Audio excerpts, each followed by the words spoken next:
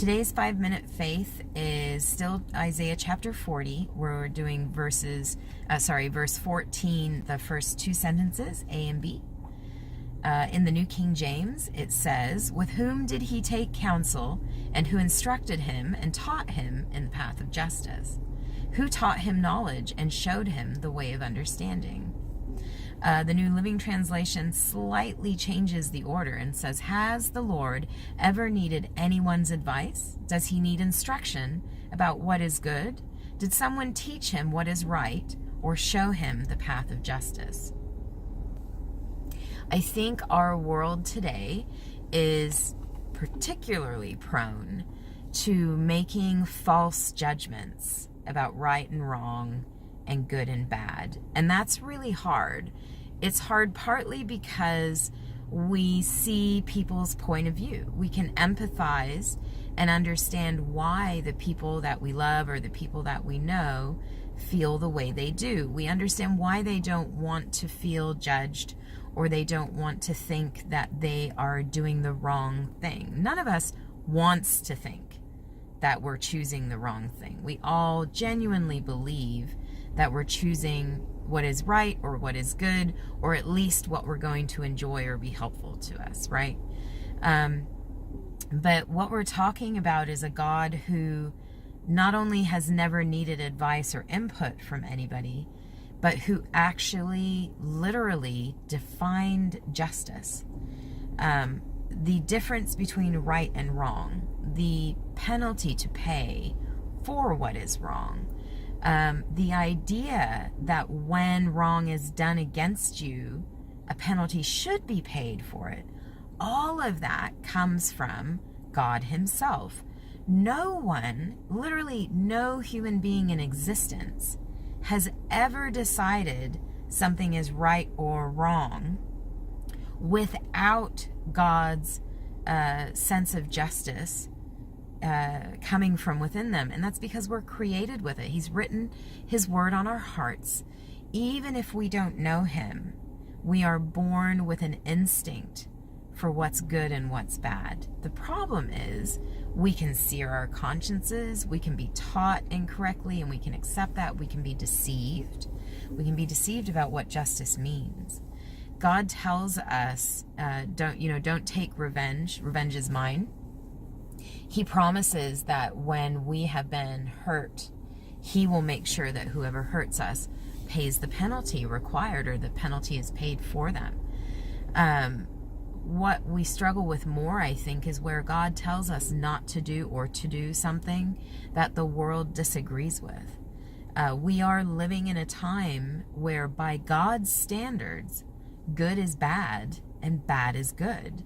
And that's a struggle. It's a struggle to see people hurting themselves and others. When you know and believe God's way, that's what you see around you every day right now.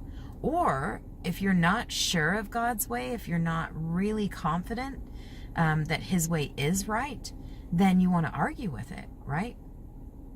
One of the most, I guess, impactful conversations I ever had was with a woman who told me that one of the reasons she struggled with this whole God thing is because she understood grace to mean that if she got to heaven, there would also be people there who had done horrific things, far worse things than she'd ever done, and she couldn't stomach that.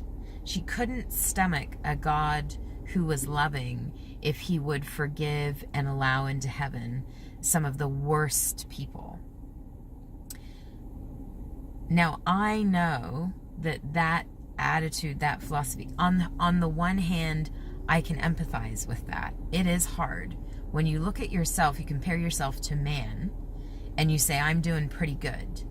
When you look at that, you go, why is it okay for some guy who's a pedophile, for example? Why is it okay for him to go to heaven just because he said he's sorry? That does not feel okay. On the flip side, though, what about when we compare ourselves to God?